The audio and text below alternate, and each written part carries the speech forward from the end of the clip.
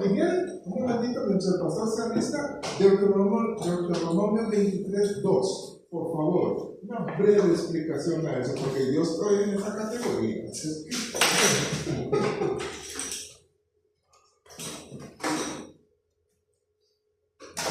No pensé en ese pasaje. 23:2.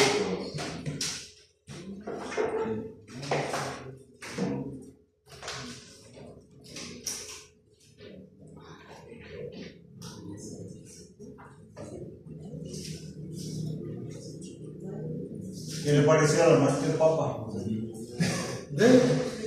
Un hombre murió.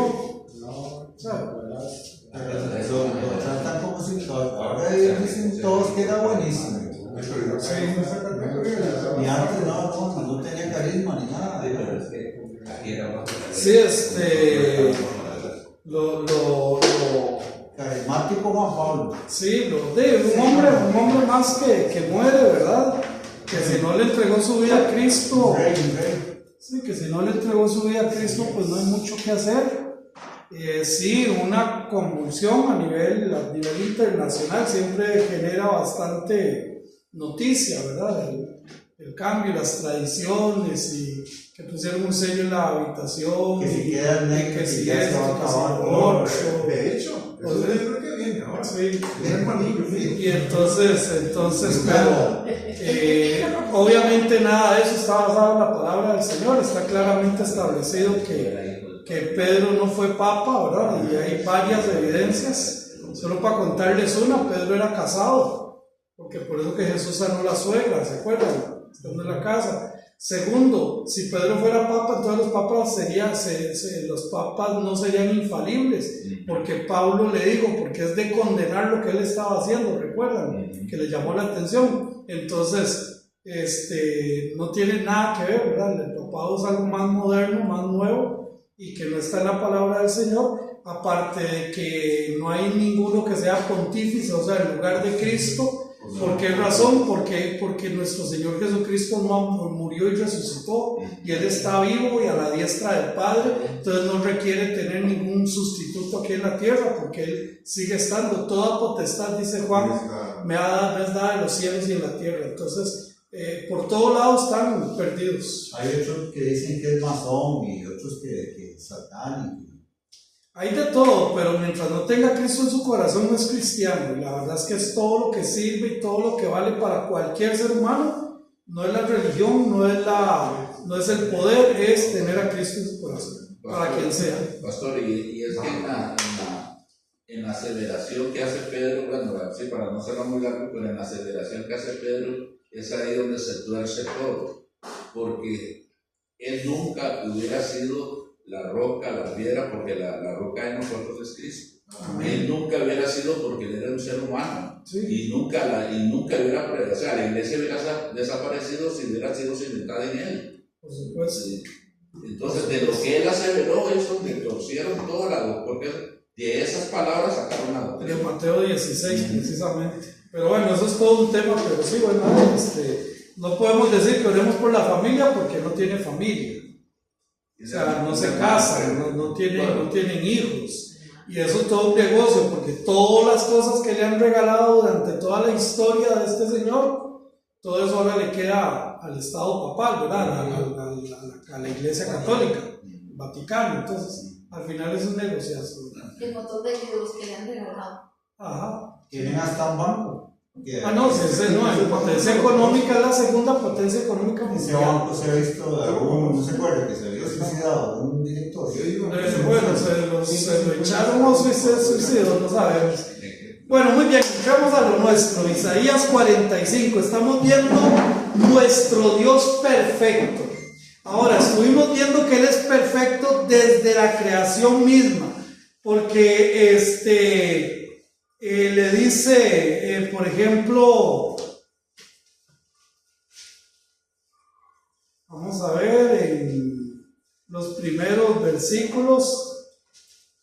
¿45 qué? 45, estamos ahí en diferentes versículos, pero le da órdenes a la tierra, le da órdenes al mar, le da órdenes al viento y del mar, el viento y la tierra, ¿qué hacen?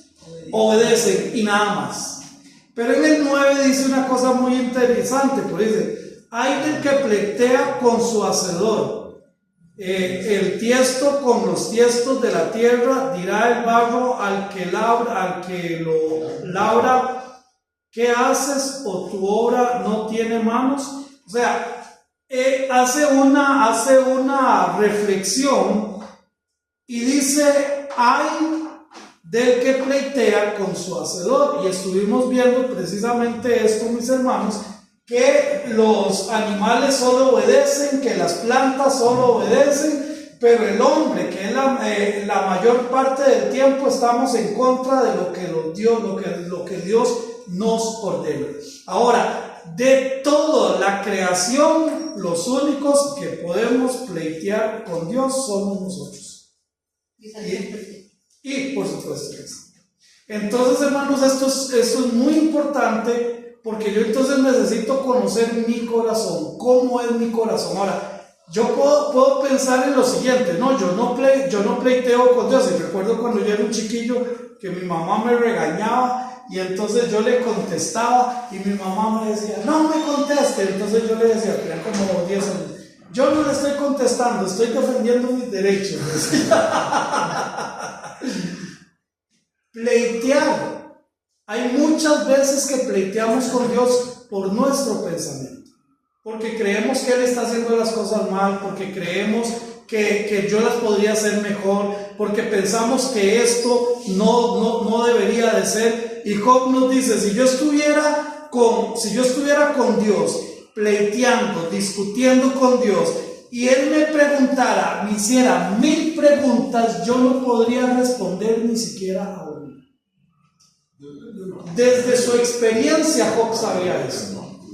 Ahora, mis hermanos, esto tiene que ser un llamado de atención para nosotros. ¿Será que en algunas ocasiones yo he estado en esa posición? Pleiteando con Dios, discutiendo con Dios, porque estás haciendo esto, porque no lo estás haciendo de esta forma, porque yo pensé que las cosas eran así, o porque yo pensé que las cosas eran de otra manera. Dirá el barro al que lo labra, ¿qué haces? Nunca el barro será más sabio que su hacedor. Si al final queremos contender, entonces hagámoslo entre nosotros mismos y nunca contra nuestro hacedor. Por eso dice la expresión en ese versículo 9, el tiesto con los tiestos de la tierra. Filo con filo se abusa, también lo usa también Proverbios. Proverbios lo usa, o sea, usted agarra un cuchillo con otro cuchillo, entre los dos se puede sacar filo, ¿verdad? Entonces, y ahí van. ¿Qué es un tiesto entonces? Un tiesto es un pedazo de barro, como un pedazo de un cántaro que se quebró. Eso es un tiesto, algo que ni siquiera tiene forma, ni por supuesto que ningún valor. Si nosotros echamos a perder su obra, Él tiene todo el derecho de hacernos nuevos, tal y como Él quiere que seamos. Y alguien que me ayude ahí con Jeremías, y aquí estábamos, ¿sí, mi hermano? 18:4. Y la vasija de barro que él hacía se echó a perder en su mano, y volvió y la hizo otra vasija, según le pareció mejor hacerlo. Qué bonito, porque entonces, hermanos, eso es el reflejo de nuestra vida en sus manos.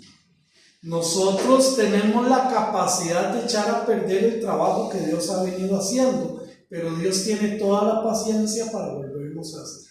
Amén. Y nosotros necesitamos entender precisamente este principio. ¿Sí, mi hermano? Nada más para agregar, en la Biblia un tiesto, el hebreo eres, se refiere a un fragmento de cerámica, generalmente una pieza rota de una vasija. Exactamente. Cuando Pablo dice que puso esto en vasijas de barro, ¿recuerdan? Refiriéndose a nosotros, está utilizando el mismo término en hebreo. Ni siquiera somos una vasija. No, somos un tiesto, somos un pedazo ahí. Se quebró la vasija y hay un poquitico de curva, y en ese poquitito somos exactamente eso delante del Señor. Versículo 10, ¿quién lo quiere leer? Isaías 45:10. Hay de aquel que dice al padre, ¿por qué engendraste? Y a la mujer, ¿por qué pariste? Eso es algo muy interesante. Algunos hijos se atreven a decirles a sus padres: ¿para qué me trajeron a este mundo? Yo no pedí nacer. ¿Han escuchado esa expresión? Bueno, esto no solo es una falta gravísima de respeto, sino que también un cuestionamiento directo a Dios por darles la vida. Porque quien da la vida es Dios. Entonces, cada uno de nosotros vinimos a este mundo no por una torta, ni por falta de tele, ni por mucho frío. Vinimos a este mundo porque Dios así lo quiso. Y si Dios así lo quiso, tenemos un propósito en este mundo. Y no podemos desde ningún punto de vista decirle al Señor: ¿para qué me trajo usted a este mundo? ¿Para qué yo estoy aquí? ¿Qué sentido tiene? No, mis hermanos, realmente Dios es quien da la vida. Y no importa cómo he manejado yo mi vida, yo tengo que entender que Dios tiene un propósito para mi vida. Y Él necesita de mí. ¿Por qué? Porque si no, Él me va a empezar a formar. Yo voy a poder meter las patas otra vez y va a tener que empezar de cero. Y esos procesos a veces son duros, a veces son difíciles, a veces son dolorosos. Siempre son dolorosos. Sí. Y decimos, ¿verdad? Y ahí el dicho de los abuelos, que el tiempo perdido, hasta los santos lo lloran. Porque pudiendo ya haber avanzado, ¿verdad? Como decía Pablo, pudiendo ser muchos de ustedes ya maestros, pudiendo ser muchos de ustedes ya personas maduras, fuertes en la fe, les dice Pablo, no logran avanzar, no logran crecer. Y entonces, mis hermanos, uno a veces se pregunta, ¿verdad? Que 53 domingos, ¿verdad? Tenemos al año. 52 domingos al año. Si solo viniéramos a escuela dominical 52 por 2 predicación y clase, 104 predicaciones en un año, enseñanzas en un año. Nosotros más. Por eso, y de eso que ha formado en mi vida. Y de eso que ha permeado en mi vida. Y de eso que he cambiado en mi vida. Saben, estos días de Semana Santa yo estaba reflexionando y yo me ponía a ver, Señor, es que qué montón de cosas todavía tengo yo que cambiar. En paciencia, en tranquilidad. Yo soy muy, ¿cómo les puedo decir? Muy malo para salir a pasear. A mí no me gusta. Y a mi esposa le encanta, pero le encanta. Y entonces ya esta semana que pasó, vamos a ir a tal lado. Yo dije, no voy a insistir. Nada más dígame a dónde ir. Y he hecho lo que tengo que. Y así la pasé bonito, les soy sincero, la pasé bonito. Pero a esta edad todavía tengo tanto que aprender, tanto que mejorar, tanto que madurar. Mis hermanos, Dios es el dador de la vida, y si nosotros estamos en esta vida fue porque Dios permitió que estuviéramos y tenemos un propósito en nuestra vida. Cuando alguien dice Dios tiene un propósito para su vida, no está diciendo que recibió una revelación especial. No, es que es así. Es definitivamente así. Entendemos que el hombre tiene libertad de pensamiento, pero esto no le da derecho de cuestionar a Dios en lo que Él decide hacer. Tenemos libertad de pensar, de meditar, de indagar. Lucas lo decía en los primeros versículos de Lucas, cuando le escribe a su amigo Teófilo, o al seudónimo Teófilo, le dice, porque yo he indagado, he revisado, he visto lo que dicen unos, lo que dicen otros, lo poquito que ya se ha ido escribiendo, yo lo he indagado. A Dios no le da miedo que nosotros le preguntemos. A Dios no le da miedo que nosotros indaguemos. Pero de eso a desconfiar, o de eso a cuestionar. Recordemos que nuestro Dios es perfecto.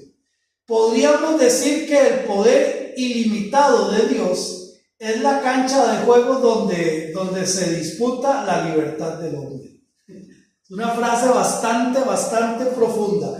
El poder ilimitado de Dios, esa es la cancha donde nosotros estamos. Ahora, nosotros vemos el presente, nada más. Pero quien tiene todo el panorama completo de cada uno de nosotros es Él. Entonces, a veces pasan cosas en nuestra vida que uno dice, ¿y por qué? Porque usted está viendo eso. Pero Dios está viendo absolutamente todo. Ahora que pasó eso del jazz, no sé qué, esa discoteca allá en República Dominicana, escuchaba yo al pianista.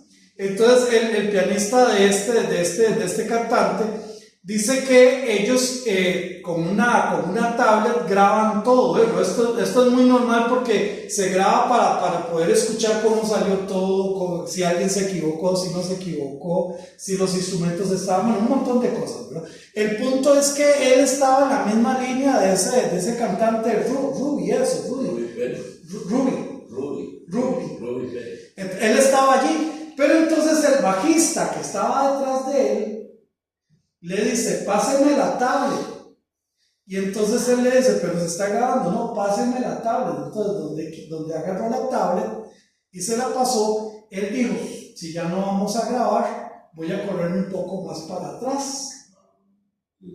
¿Por qué? Porque no sé si por la luz o por lo que sea, él se hizo para atrás. Menos de 15 minutos después, como decir que esto sea una columna, él estaba aquí y se pasó para acá. Y después cayó absolutamente todo. Una columna aquí, otra columna aquí, mató al bajista inmediatamente, aquí mató al cantante inmediatamente y él quedó en el centro. Se salvó. ¿Se salvó? Se salvó. Entonces, mis hermanos, ¿qué les quiero yo decir, hermanos? Dios nos ha protegido de tantas cosas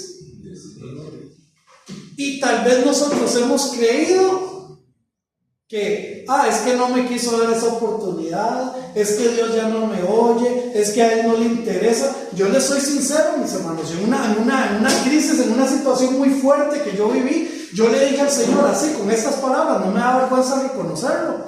Yo le dije, Señor, vea, yo sé que a usted no le importa, no le importa lo que yo estoy viviendo, pero a mí sí me importa hacer su obra, así se lo dije.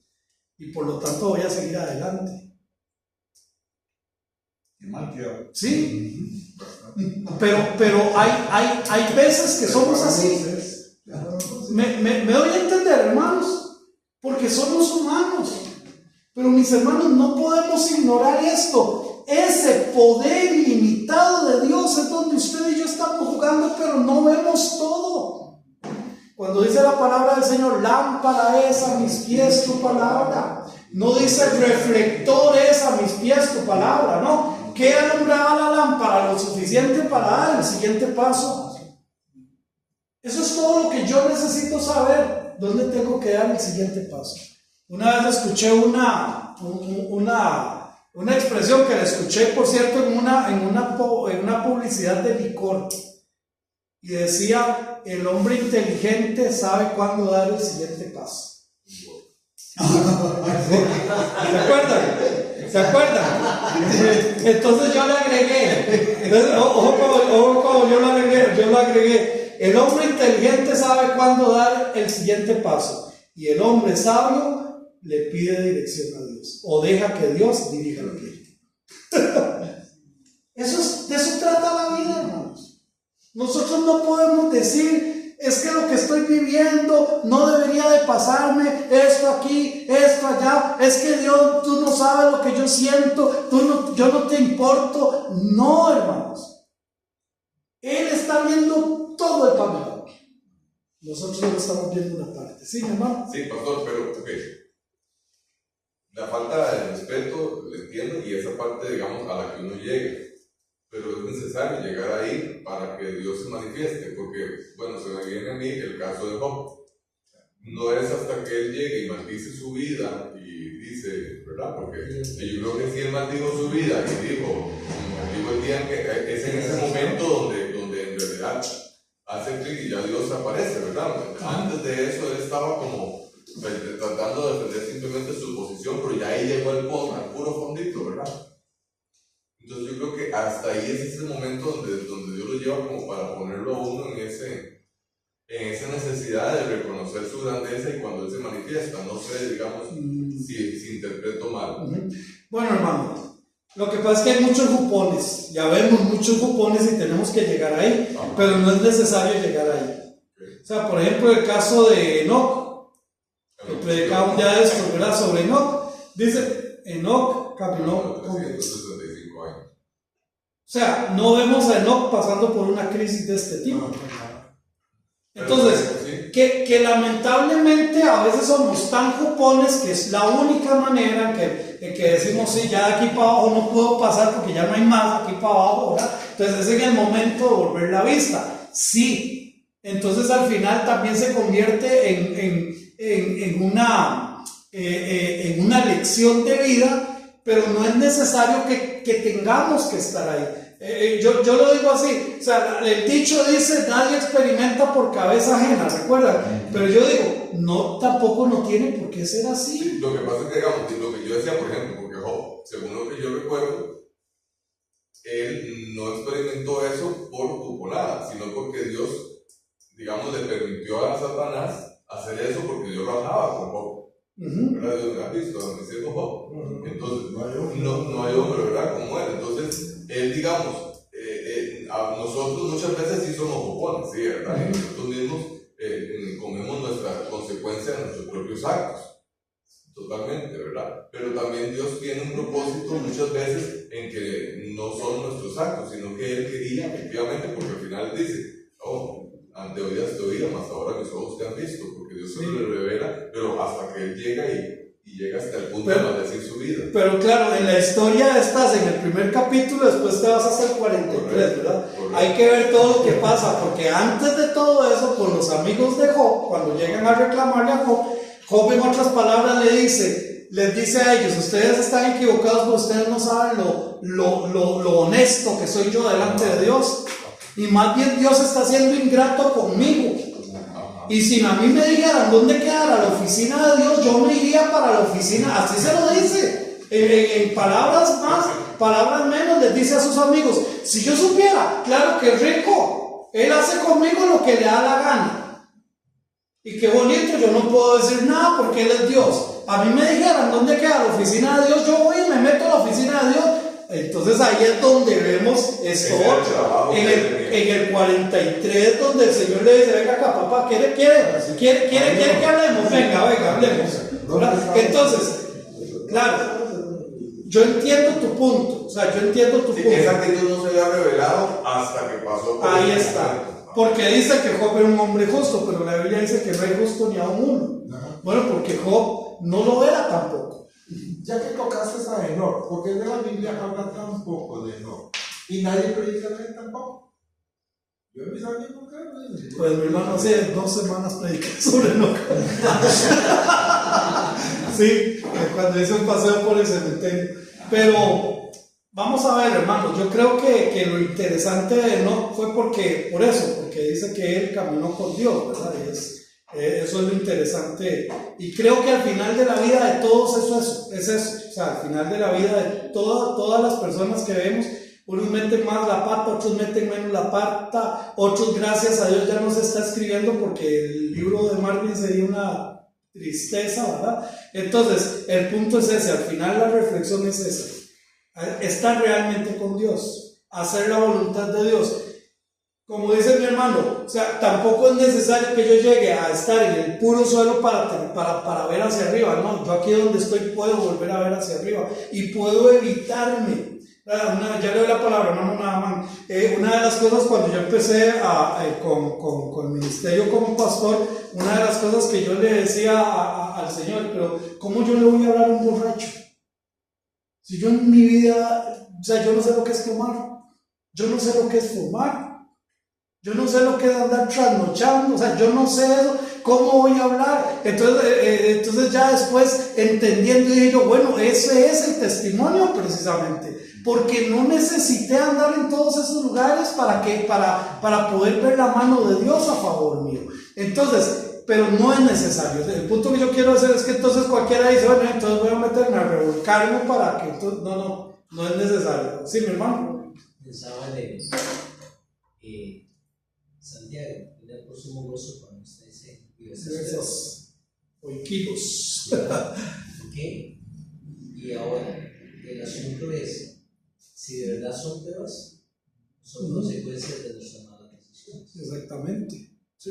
Porque esa es la otra cosa. Normalmente, cuando se fleitea fuerte y se patalea y se grita, es porque uno sabe, en su interior sabe, que uno se buscó, claro, X cosa.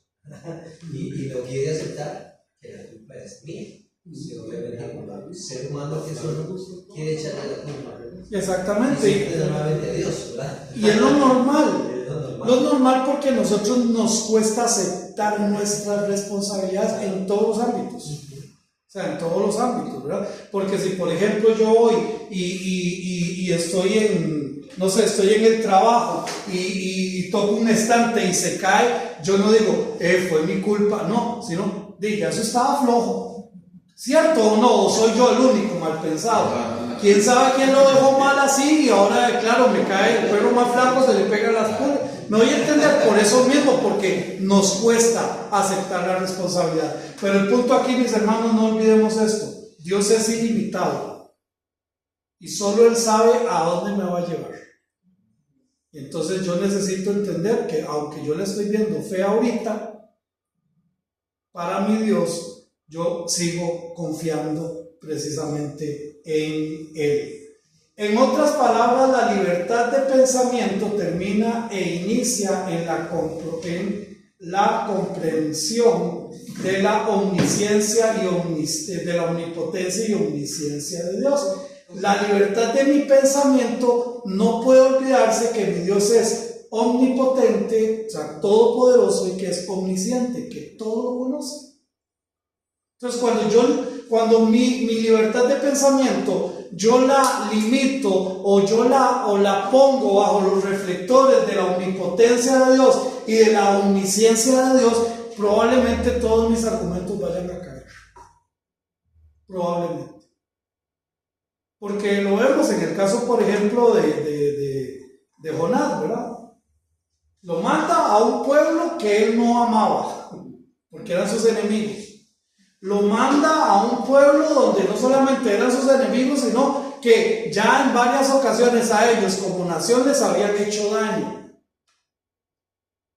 Y entonces cuando se da todo lo que se da, que nosotros conocemos lo que pasó en Nínive, entonces viene Jonás y le reclama a Dios y dice, ya yo sabía que usted es un Dios así, suavezón, buena gente.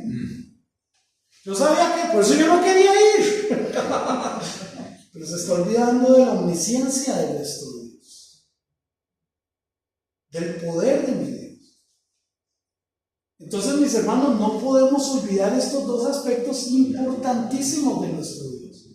Él es todopoderoso y Él sabe absolutamente todo, absolutamente todo. Dios conoce de antemano los actos que en su libertad hacen los hombres.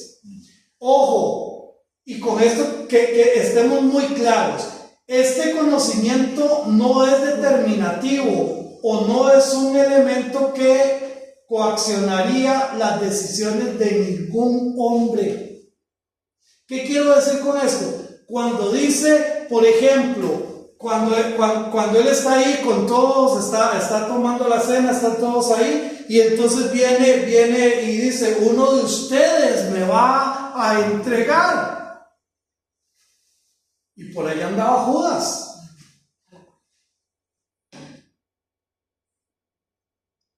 ¿Y qué le dijo Judas? ¿Alguien recuerda? ¿Seré yo? ¿Y qué le dijo él? Tú lo has dicho. Ahora, fue que Dios en su omnisciencia y en su omnipotencia le cautivó el corazón a él para que hiciera lo malo, para que se pudiera cumplir la profecía. No, ya él sabía que era malo. Ya él sabía, diría mi abuelo, ya sabía la leche que daba esa vaca. Mis hermanos, pero Dios no decide por las personas. Vean, mis hermanos, perdón, pero si nosotros somos cristianos flojos, no leemos la palabra, no oramos, no tenemos relación con Dios, solo de vez en cuando hacemos, no es que Dios determinó en mí, porque Él es su omnipotencia y determinó que yo sea un cristiano flojo. No seamos tan sinvergüenzas. Si yo no leo la Biblia es porque no quiero. Si yo no oro es porque no quiero. Si no le sirvo es porque no quiero. ¿Me voy a entender, hermanos? Entonces no es que Él determina ese conocimiento, como Él todo lo sabe, Él determina lo que va a pasar o coacciona para que pasen las cosas. No, Él no necesita eso. Alguien una vez me pregunta, ¿y qué pasaría si Adán y Eva no hubieran comido del fruto? ¿Y qué pasaría? Entonces le digo yo, mire, desde Adán y Eva, que ninguno haya comido el fruto, llego yo y yo me lo como. Porque así somos los seres humanos. Es que Dios no lo determinó. Ay, voy a determinar en Eva para que haga eso y Adán haga eso, para entonces que mi plan de salvación pueda funcionar, para que entonces la serpiente, voy a predisponer a la serpiente para que haga eso, y entonces yo, no, hermanos.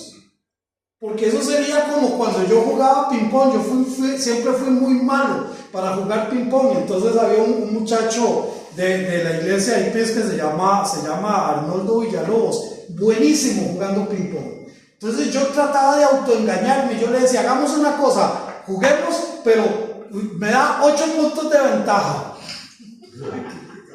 Y aún así me ganaba. Pero él no determinaba, no, yo era malo, punto. ¿Quién levantó su mano, hermano Carlos? Ya que tocas a Adán y Eva, tengo la curiosidad. ¿Adán y Eva sabían el huerto de la existencia del diablo?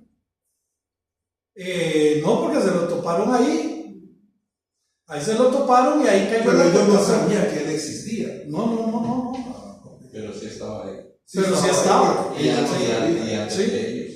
Y antes que Él ellos. estaba ahí antes de ellos. Sí, pero el hecho de no saber no quiere decir que tengan excusa delante del Señor. ¿Alguien más levantó su mano? ¿Nadie más? Sí, hermano. Bueno, dos cosas. De hecho, que el Salmo, creo que dice que Dios preparó o tiene al hombre malo para el día malo, ¿verdad? O sea, de hecho que él sabe, digamos, que cómo va a actuar, pero no es él el que lo determina. Y digamos, nosotros nos vemos reflejados en la misma, o sea, no podemos sacarnos de la cabeza que cuando uno lee, pues lee cualquier libro donde está Israel, todo, uno se ve reflejado ahí en un montón de meses, pero un montón, en todo, uno dice, mira, esto exactamente yo lo he hecho, esto exactamente me ha pasado, esto yo he hecho exactamente la misma tontería. Entonces, definitivamente uno se ve reflejado en las caídas de ellos, se ve reflejado en la inconsistencia de ellos, se ve reflejado en todo. Entonces, yo creo que el Adán y el Eva somos exactamente así, somos. Sí, o sea, es un reflejo, ¿verdad? Y al rato Eva se puso a discutir. Al rato yo no hubiera ni tenido necesidad que la serpiente me hablara, con suerte hoy me lo como sin necesidad que... ¿Me entiendes? O sea, así somos los seres humanos. Así somos los seres humanos, eso es así, ¿verdad? Entonces, mis hermanos, ahora que mi hermano Naamán hablaba de la predestinación, esto es fundamental para esto, fundamental para entenderlo. En otras palabras, Dios conoce las determinaciones de los hombres, no porque Él las ha determinado, sino por su poder omnisciente que es intrínseco en Él mismo. Ahora, voy a poner un ejemplo. Está aquí un saxofón y está aquí una guitarra, y entonces decir, vamos a cantarle a hermano Carlos feliz cumpleaños. Y estamos los dos por allá, Naamán por allá y Marvin por allá, y entonces viene y dice, hermano, nos ayudan con la música. Ok, ¿qué pasa si ustedes ven que yo agarro el saxofón y Naamán la guitarra? Se perdieron. ¿Qué pasa? Sí, que va a sonar raro.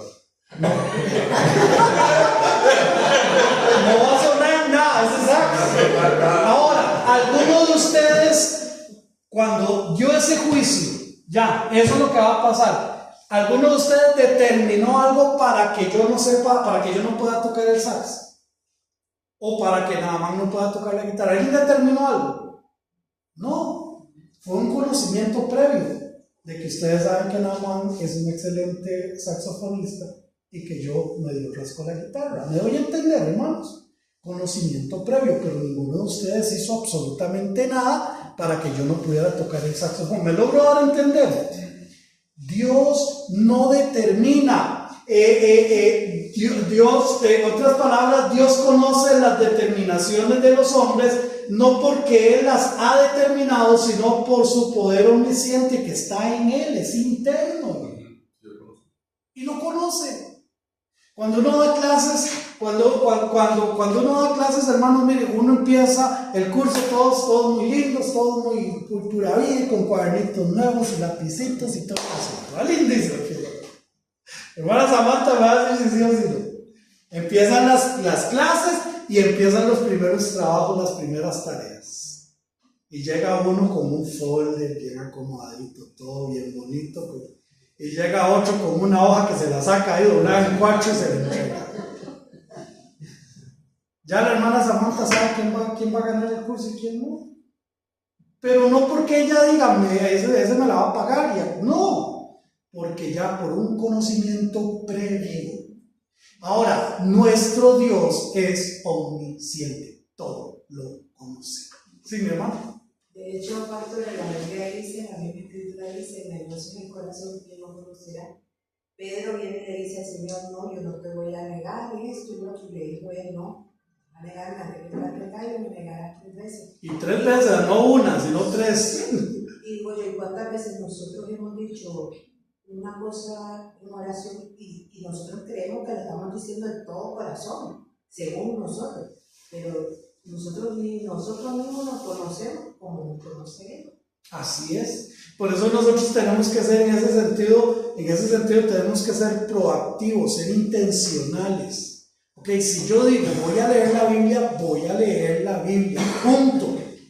Entonces va a llegar un día en que todo por A o por B, pero como yo soy intencional, entonces yo digo, ok, no me voy a acostar antes de leer la Biblia. Estoy cansado, tengo que planchar, sí, pero hasta que yo lea me acuesto. Pero eso es una autodisciplina que nosotros tenemos que tener. Por eso mismo, porque engañoso es el corazón. Porque queremos una cosa, pero al final, dice Pablo, hacemos otra. Entonces, el libre albedrío no es una licencia para actuar sin conciencia en contra de Dios. Perdón, sin consecuencias en contra de Dios. Ay, es que Dios sabe que yo estoy tan frustrado por eso que viví, por eso que pasé, y entonces yo por eso ya, yo dejo todo tirado, yo mejor. No hay excusa. Simplemente no hay excusa. Yo no puedo decir que entonces, por este libre albedrío, por esto que conste, libre albedrío no aparece en la Biblia por ningún lado como palabra, pero sí aparece en el sentido. Cuando les dice a sus discípulos, ustedes me quieren dejar también, ¿se acuerdan? Se fue todo el mundo. Cuando les digo, ustedes vienen por el pinto y el huevo que yo les doy todos los días, ¿verdad? Y entonces todo el mundo empezó a irse y entonces los discípulos empezaron a sentir medio raro, porque qué feo, ¿verdad? Sentirse rechazados. Y entonces los discípulos se vuelven, entonces en su libre albedrío, Dios les dice, si ustedes quieren irse, tuvieron libre albedrío, pudieron hacerlo. Pero ese libre albedrío no es una licencia para actuar sin consecuencias en contra de Dios. Si yo me opongo a lo que Dios quiere en mi vida, yo voy a tener consecuencias, aunque Él me da el libre albedrío de ponerme. ¿Me doy a entender? Ok. Está pesadito esto, pero. Pastor, Sí, mi hermano. En Deuteronomio 11, versículo 26 al 28, cuando el pueblo de Israel viene saliendo de Egipto, Dios le dice a Moisés, y aquí yo digo que también está implícito el libre albedrío, porque Dios le dice a Moisés, delante de ti Claro, delante del pueblo pongo la bendición y pongo la maldición, les dice. Y aquí estamos todos, no nos podemos asustar porque todos nosotros en este momento estamos en esa misma posición. Porque el Señor le dice a Moisés, delante de ti pongo la bendición y la maldición.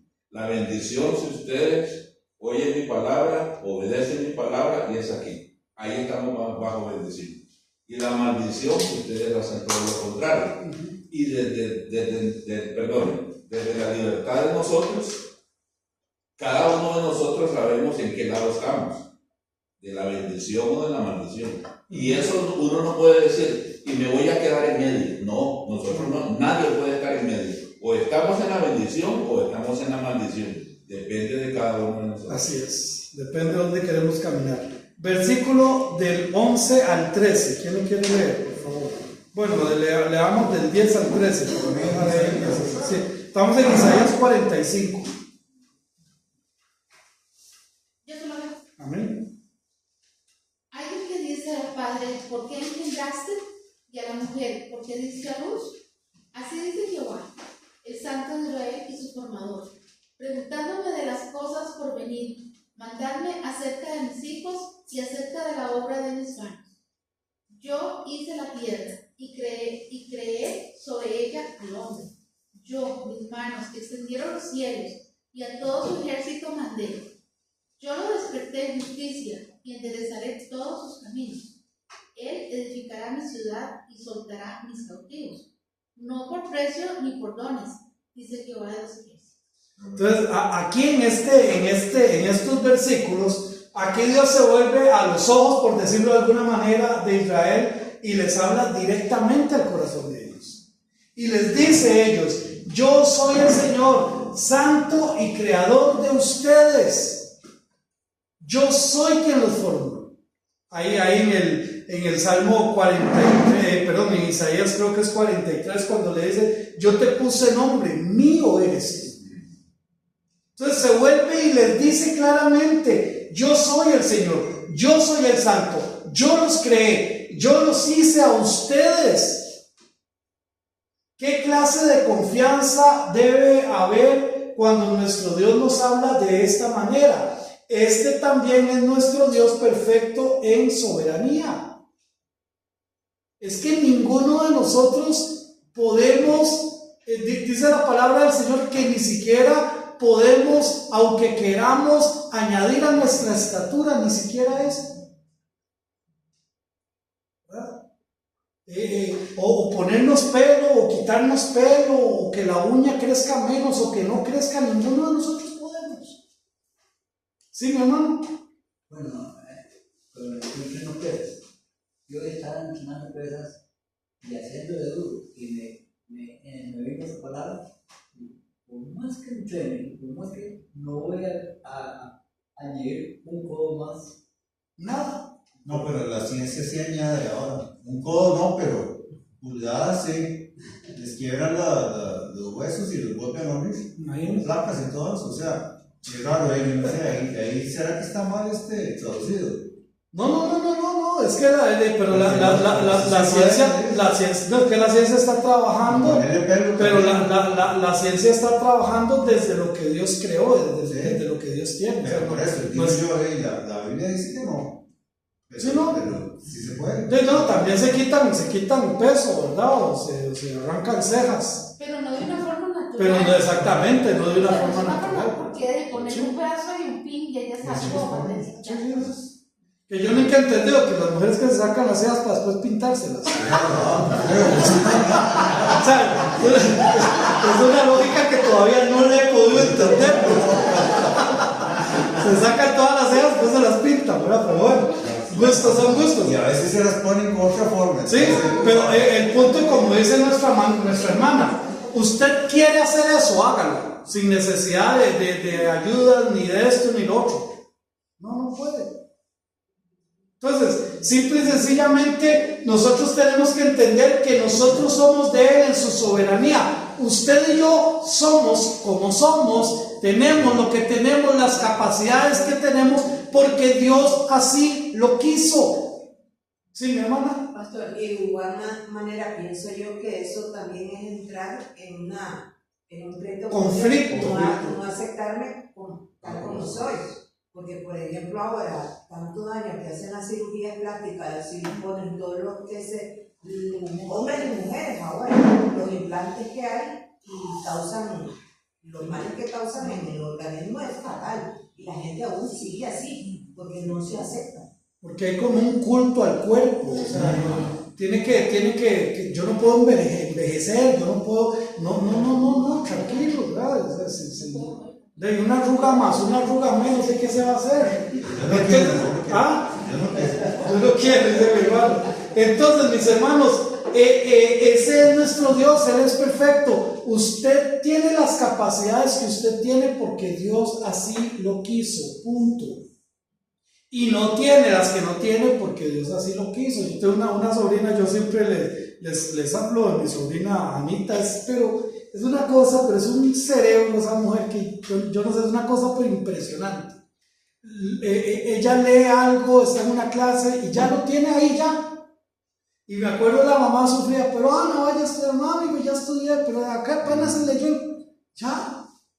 Y yo no sé ni cuántas licenciaturas tiene, ni sabes, porque le encanta el estudio, pero tiene esa cualidad. Uy, a mí el estudio me costaba que no me gusta. Difícil para mí. Sí, ahora tenía que quemar pestañas en serio para estudiar. Ahora que dijiste lo de la hojilla esa, ajá, que Samantha no lo hubiera dejado, que fíjate que Pablo hizo la ortopedia con hojillas y cuando estaba en el colegio no hacía tareas ni nada, sino que llevaba una hojilla como esa que dice usted. Como esa.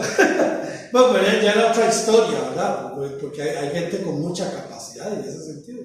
Pero el punto es que yo no me tengo que enojar. Ay, Señor, pero ¿por qué yo no tengo este don? ¿Pero por qué yo no tengo tal otro? Hace unos años atrás decía gente, yo le pido al Señor que me dé el don, pero el Espíritu Santo dice que le da a cada quien el don como Él, perdón la expresión colonadeña, como le da la regalada gana a Él.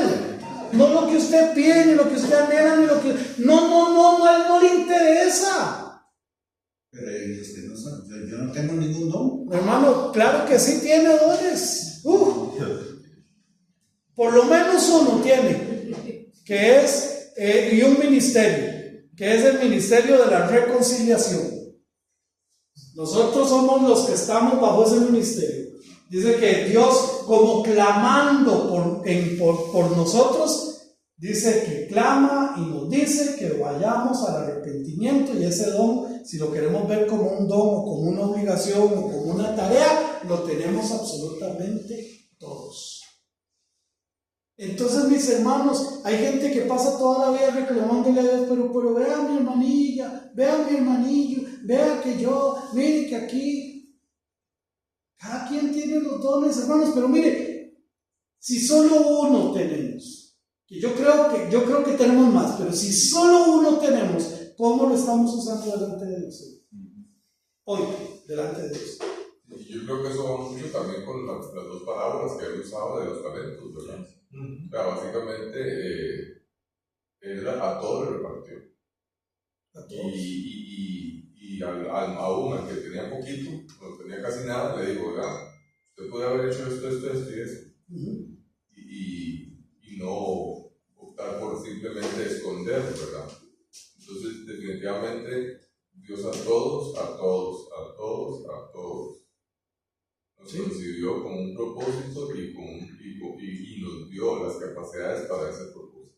Amén. Así es. Entonces, mis hermanos, nuestro Dios en su soberanía, en su perfecta soberanía, Él es quien nos hizo, Él es quien nos dio lo que tenemos, y a Él es el que tenemos que darle cuentas de lo que estamos haciendo. Dios conoce el pasado así como el futuro. Por esto, Él es el único que puede decir, preguntarme de las cosas por venir. Qué lindo, ¿sí, mi hermana? Que estoy haciendo todas las preguntas de lo que no he venido. Tranquila, tranquila. Cuando se habla de dones y el hermano decía a todos, cuando se refiere a la palabra, a todos es a personas que son cristianas y no cristianas, porque hay gente que canta, que es una belleza. Como el ejemplo de su sobrina que usted ponía, que es súper inteligente. Hay gente, bueno, que tienen cosas tan impresionantes que uno dice, pero si las ocuparan para hacer el servicio del Señor, entonces los dones es para todos, los cristianos no cristianos. Vamos a hablar en términos generales.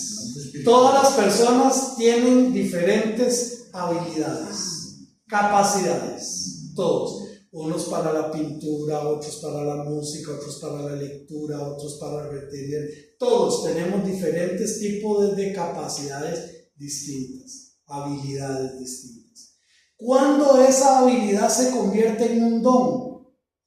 Cuando yo vengo delante del Señor y tengo la habilidad de la música, le digo, Señor, aquí lo pongo a tus pies y te voy a servir por lo que tú me has dado con la música.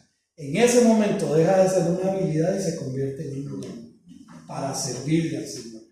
Lamentablemente, hay muchos, incluso cristianos, que sus habilidades siguen siendo solo eso, habilidades. ¿Por qué? Porque no han querido comprometerse con Dios para ponerlo en las manos del Señor y poder hacerlo. Siempre recuerdo, yo le decía a mi mamá tenía un don para la cocina que era algo increíble, pero o sea, en serio, llegaban y la iglesia, ustedes saben cómo son los aniversarios de las iglesias, ¿verdad? Y eran aquellos años que se mandaba invitación a todas las iglesias y entonces llegaban y ellos preparándose para 80, 90 y llegaban al culto 110, 115, 120. Y entonces mi mamá dice, váyame los cuenta, ¿cuántos adultos, cuántos jóvenes, cuántos niños? Ok, si le echamos cucharada en cuarto de esto, y esto aquí, y esto aquí, y va, y esto aquí, va, oiga, y todos iban con ellos. Eso es una habilidad. Pero cuando yo lo pongo a los pies del Señor se convierte en un don. Y yo le estoy sirviendo con eso que Él me dio. El arte, hay mucha gente que retiene mucho historia y entonces puede hacer un estudio de historia impresionante y puede traerlo. Esa es la gran diferencia entre una habilidad que todos tenemos innata y un don. Ahora, también Dios puede capacitarme a mí o a cualquiera de ustedes en algún don que la iglesia le hace falta. Perfectamente. Cualquiera puede decirle, puede el Señor utilizarle. Por ejemplo, vamos a ver, les voy a poner un ejemplo que no está tan alejado de la realidad. Desde hace ya varios años hemos querido montar un trabajo con los matrimonios, hemos querido hacerlo, pero no he encontrado una pareja, ¿verdad?, para poder hacerlo. Y entonces Dios puede agarrar una pareja y empezar a trabajar en su corazón. Y en su corazón, y cuando vienen pastores, es que vieras que Dios nos ha motivado, usted no conoce algún curso, alguna cosa, y yo ya los conecto, y entonces ya Dios les está dando también un don en cuanto a esto. Tal vez no tenían esa habilidad, no habían desarrollado algunas actitudes para eso, pero lo están poniendo en las manos del Señor antes de arrancar. Entonces también se da precisamente eso. Entonces, pero esa es la gran diferencia entre una habilidad y un don. Ok, ya para terminar, Él es el único que puede decir, preguntarme de las cosas por venir. No hay nadie más que nuestro Dios que conoce y está enterado del futuro, no porque lo determine, sino por su virtud omnisciente. Él sabe todo, no porque lo cambió o lo predeterminó o lo predestinó. Y un tip más para mi hermano Naamán: siempre cuando la Biblia toca el tema de predestinación, está hablando ya de cristianos, no de inconversos. Ok, vamos a llegar hasta aquí. Los carajillos son cristianos, ¿verdad? Pastor, Por fe.